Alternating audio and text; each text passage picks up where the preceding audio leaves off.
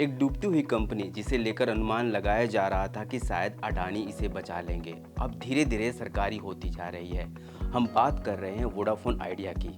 अब इसमें सरकार की हिस्सेदारी 22.6% से बढ़कर 49 हो गई है।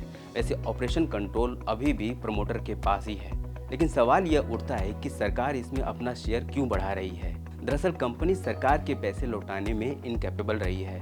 यह रकम कोई छोटी मोटी नहीं, बल्कि 36,950 करोड़ रुपए है।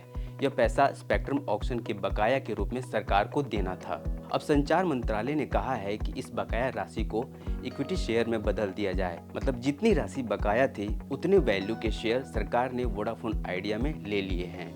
यह प्रक्रिया कंपनी अधिनियम 2013 की धारा 62(4) के तहत पूरी की गई है। लेकिन क्या सिर्फ बकाया न चुकाने की वजह से सरकार किसी कंपनी में अपना स्टेक बढ़ाती है? नहीं, ऐसे कई और मौके होते हैं जब सरकार को ये कदम उठाना पड़ता है। पहला, कुछ कंपनियां इतनी बड़ी होती हैं कि अगर वे डूब जाएं तो बड़े आर्थिक संकट की स्थिति आ सकती है। इससे नौकरियां जा सकती है, मार्केट में फाइनेंशियल क्राइसिस पैदा हो सकता है। ऐसे में सरकार को आगे आकर मदद करनी पड़ती है, बेल आउट पैकेज दिया जाता है या फिर सरकार कंपनी में अपनी हिस्सेदारी बढ़ा लेती है। यस बैंक इसका सबसे बड़ा उदाहरण है। दूसरा, अगर किसी कंपनी में हजारों कर्मचारी काम कर रहे हैं और उसके डूबने से बेरोजगारी बढ़ने की आशंका हो तो सरकार को इसमें हस्तक्षेप करना पड़ता है।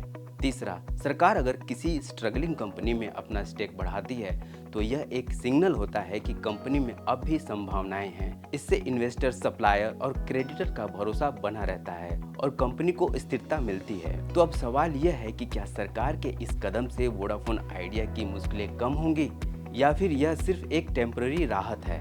आपका क्या कहना है, कमेंट में जरूर बताएं।